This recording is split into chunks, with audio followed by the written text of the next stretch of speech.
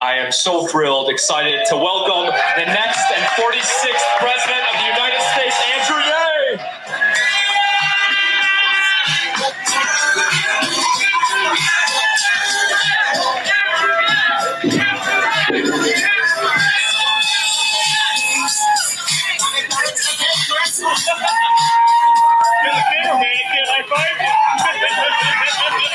Hello, Chicago! First, let's give it up to Stephen Dime, our host for the evening. Stephen didn't talk about the worst parts of those drives. Just kidding. Grateful to Stephen. Oh my gosh. It was early days of the campaign, and Stephen was a visionary and early adopter, OG Yang Gang. He saw what this campaign was going to become before just about anybody else, and I appreciate the heck out of you, Stephen. That's how you become an entrepreneur that helps create this beautiful space and businesses that employ, how many people? Is it dozens, hundreds? 60, dozens of people.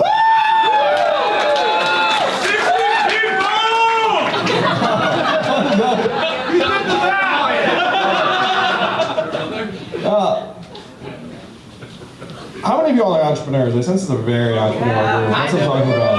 I sense this is like the tribe of entrepreneurs. And so Stephen is obviously a dyed-in-the-wool entrepreneur.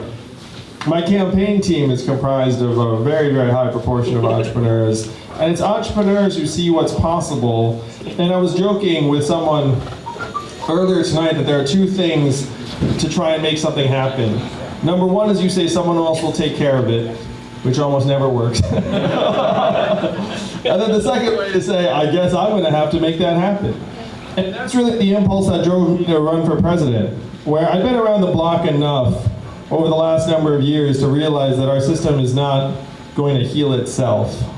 That Washington, D.C. is not going to regenerate functionality, it's not going to reconstitute all the trust with the millions of Americans around the country who've just thrown up their hands and given up, who can barely watch cable news, some of whom decided that taking a bet on the narcissist reality TV star was the right move.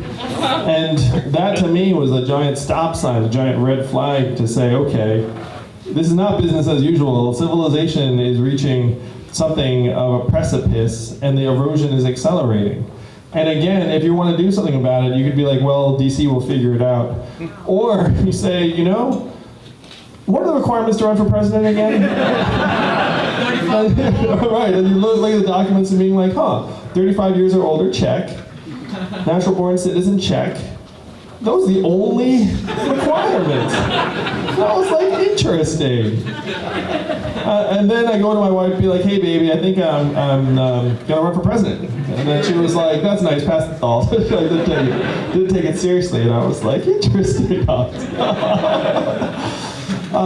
that is what brought me into the campaign those years ago. I mean, the campaign, there was no campaign. It's like brought me into the campaign. It was more like, it's so fun. I'll actually walk you through this because you all are entrepreneurs. It's actually kind of fun. So you look at the legal requirements, you're like, okay, that's nothing. And then it's like, what does the filing have to do with the government? So it turns out thousands of people run for president every cycle. How many do that? Because it costs approximately $25 to file the paperwork to run for president. You all also can be candidates for president.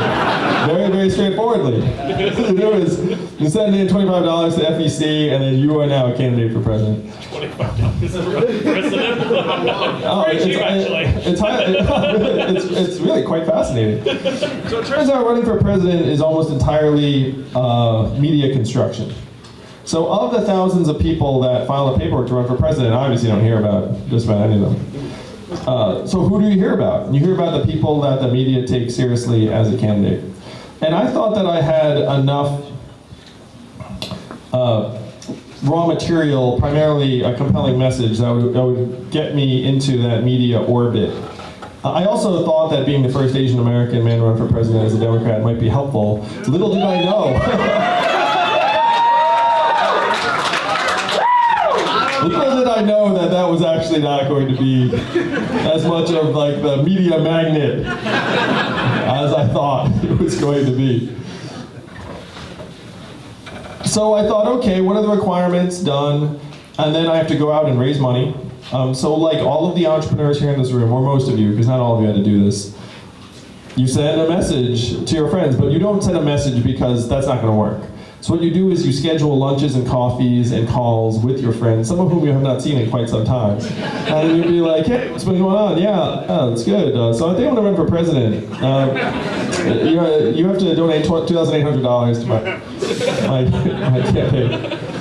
So I had a bunch of those conversations, raised a couple $100,000 from friends, some of whom were like, Andrew, you're out of your mind, but here's a check because, because we go way back. So this sounds familiar to you all. Does it sound familiar? It's like angel financing, right?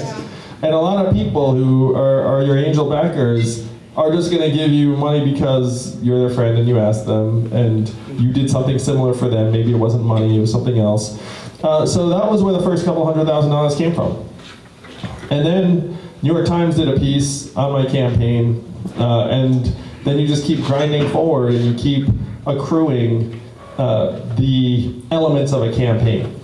Now, I didn't have a mailing list to start with. I had like my Google email address book. So I sent everyone to my address book being like, hey, run for president. And then some people were like, president what? Like other things. So I just wanted you guys to get a sense of the genesis.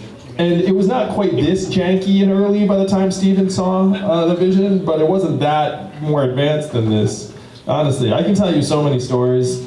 There's gonna be, this story told after I'm president. There's gonna be quite a story.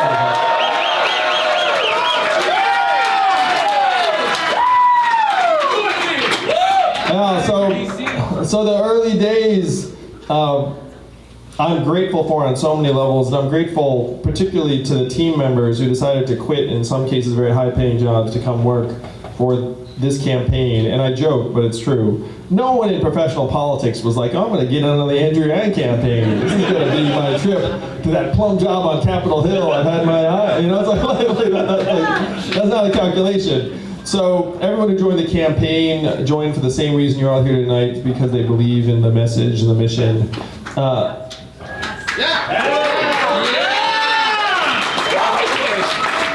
And an article came out pretty recently that said that there are only a handful of candidates that can answer the question, why are you running for president? And one of them is Andrew Yang. Because I had a very clear rationale to run for president the entire time. It's the fact that it's not immigrants that are causing displacement around the economy, it's technology and the evolution. And those of you who are entrepreneurs know that half the things you would have hired someone to do 10, 12 years ago, now what do? You just go Gusto or some email subscription, you pay someone, no, you joke, but it's true. Yeah, it's like, we all do it. It's like, I would have had to pay someone for that like a while ago. Now I'm just gonna pay some company $80 a month, and then you just try and automate things as much as possible, right? And then the people you do hire tend to be on one end or the other. It's like, a lot of those middle class jobs of 10, 12 years ago don't exist for your business now. So I knew that this was the mission. I had a range of outcomes, and as we keep punching each of these items in the list, like the good child of immigrants that I am, I get greedier and greedier. It is not enough for us to outdo and outperform half a dozen sitting senators and governors and congresspeople. It is not enough for us to make the debate stage and mainstream this entire automation conversation. It is not enough to be the first Asian American presidential candidate on the debate stage. And believe you me, we are going to make the stage in December, so don't have any doubt.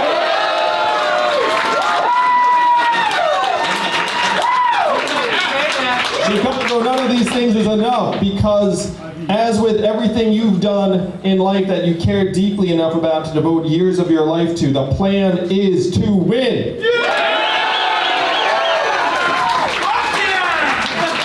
And it's going to be the people here in this room that put us in position to win, the people that put your hard-earned money into this campaign, because we're taking every dollar that you give tonight, and if you haven't given as much as you can, please give a bit more. I'm going to tell you where it's going to go. It's going to go to advertising in the great state of Iowa, just 3 short hours away.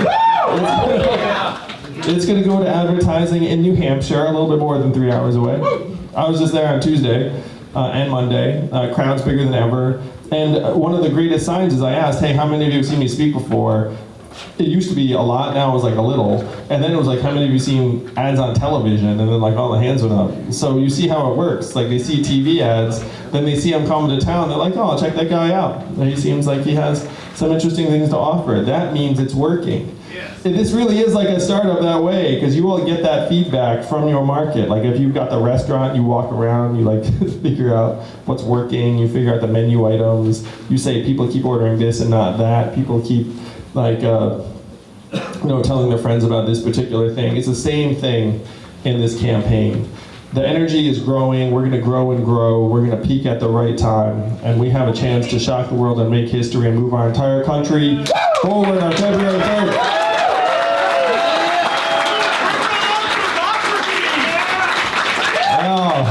Because they're not going to solve their own problems. They can barely even acknowledge the real problems. It's going to be up to us, the people, the entrepreneurs, the parents, and the citizens of this country to get it done. We're going to take those media companies who just keep being like, I'm not sure I understand this entire Andrew Yang phenomenon. I'm just going to make it impossible for them to ignore what we've built here, because as we're going, I mean, shoot, especially after I make this debate in December, they're going to look up and be like, apparently there is a person of color on the debate stage.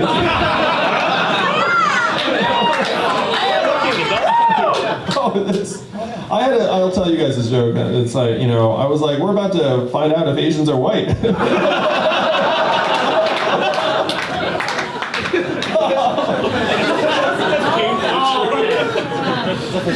Oh, sorry.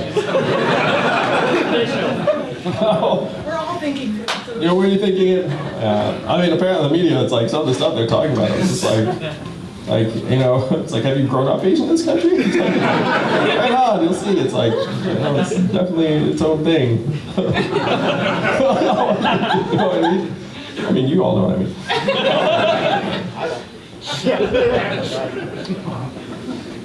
So this is some of the humanity that Stephen experienced on that car drive, like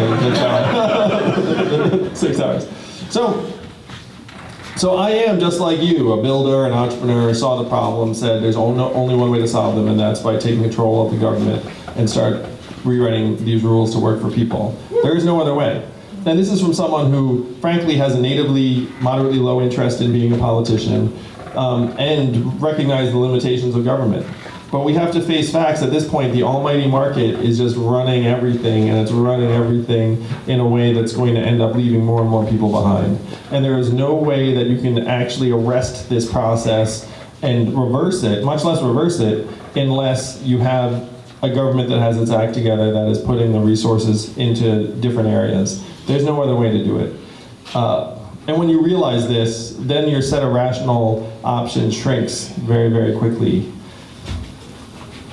But Americans are smart. Americans are eager for change. Americans have been casting about for a change agent actually for years. I was just interviewing with the editorial board of one of the biggest newspapers in the country, and they were asking me about, like, hey, why do you think you're doing so well? And I said to them, look, tens of millions of Americans decided to take a bet on Donald Trump because they were casting about, unfortunately, for a different type of president. Bernie Sanders came close to becoming the Democratic nominee because people were casting about for someone to actually change things significantly. Even Barack Obama, out of the great city of Chicago, won in 2008 because Americans were looking for someone to change things significantly. Like, we've been looking for a change agent for a long time. Millions of Americans know it's not going to spring from someone who's been in the system for decades and decades. And so the fact that we are doing this well is absolutely no surprise to me at all.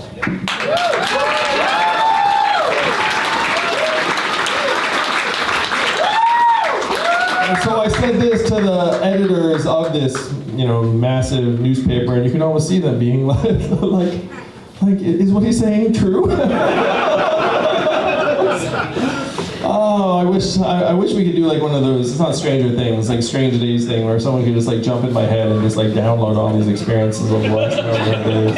I'll do it for you. Actually, you're doing an excellent job. The experiment exists. And it's with some of the people that have been documenting this campaign. Though I will say, we had to get you the footage of the earliest days, because when you see that stuff, the Yang Gang is going to laugh so hard. We have some of the early footage, and it is some funny stuff.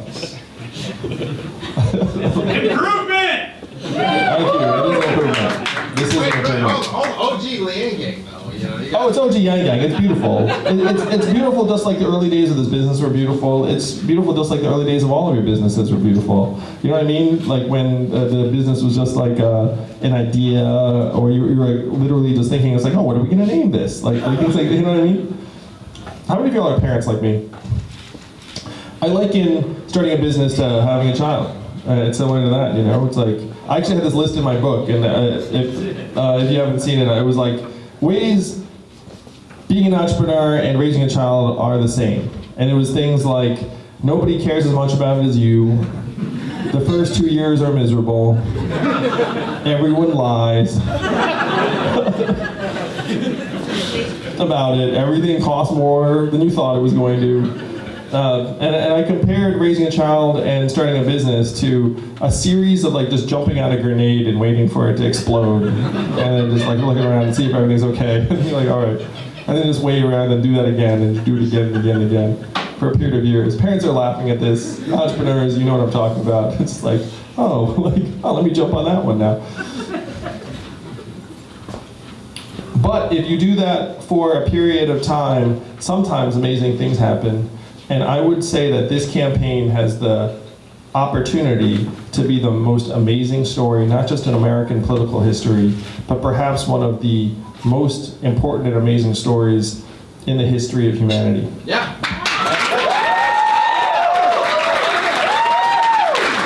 Because I want you all to imagine the headlines when I win or come very, very close to winning in your neighboring state of Iowa and New Hampshire. When I win, can you imagine the headlines then? It's going to be very hard to omit me from the graphic that time. They'll be like, coming in at second place, this person. Coming in at third place, this person. They're like, who came in first? Well, oh, let's not talk about that. Let's talk about this fourth place winner. They had some really interesting things of support for the fourth place. So you can imagine those headlines. You can imagine the country realizing that we can do better for ourselves, we can make these choices, we can fundamentally improve our way of life. But I want you all to imagine the rest of the world. Because you know the rest of the world for the last several years has been like, what the heck has happened in the United States of America? I mean, heck, the world leaders are like laughing at Trump. It was like freaking high school, or even worse, like junior high. It was like, oh, they're laughing at me behind my back. I'm so mad. He's so two-faced. No, I'm gonna not sit with him at the same lunch table. Like that's what's So that's what's happening at like a global level now. And I'm going to say the rest of the world, after I win and I get inaugurated in 2021, the rest of the world will be like, the United States of America turned that around in an awful hurry.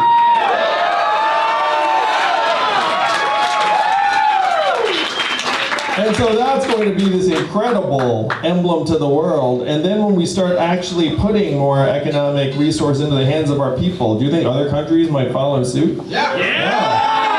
Do you think that Sweden and Denmark and all these countries that pride themselves on being so much cooler than us, after we start getting it going, they'll be like, what? The United States of America did that. Like, they're not going to out Sweden. And you can see it happening in a whole vein of Western countries and Latin American countries, because some of them are already implementing it. And then, like, India is already implementing a version of it. Yeah. This has the potential to catalyze a global movement that eradicates poverty and improves the human condition. And the only gap between us and that outcome is you all digging a bit deeper into your chair. Well, it's giving me some more. Plug in your friends. Thank you for that. And 50,000 Iowans on February 3rd. That's the beauty of this campaign, because you just get rid of all the media noise, and like good operators and builders and entrepreneurs that we are, just home in on the key variables. It's like none of the stuff matters except whether we can reach Iowans on TV where they live, whether we can get them out, have them see the message, and sense that we understand what they're going through and we can help. And then get 50,000 of them to point towards a new way forward for the entire country, for the entire world, less than 2 months from now. You all see this? Like, see what the actual operating challenges are? It's so fun, isn't it? So you boil it down, again, just like when I was deciding to run for president, I was like, what are the requirements? What, 25 bucks? Like, da-da-da. It's like everything you do, you just keep marching down and being like, okay, check, what's the grenade? Let's do this. And the reason we're gonna win is because of the people in this room, the people that get attracted to this campaign, the people that have dropped their high-paying careers to come work on the campaign, the people that are going to drop some of their awesome weekend plans in the upcoming weekends, drive those 3 hours and knock on some doors in Iowa. Like, these are the people that are going to move our society forward. I cannot thank you enough for being the best people I know. Thank you all so much, everyone. Thank you. Let's move the country, not left, not right, but forward. That's where you're going to bring us in 2020. I love Chicago. You're the best. Thank you so much. Thank you all.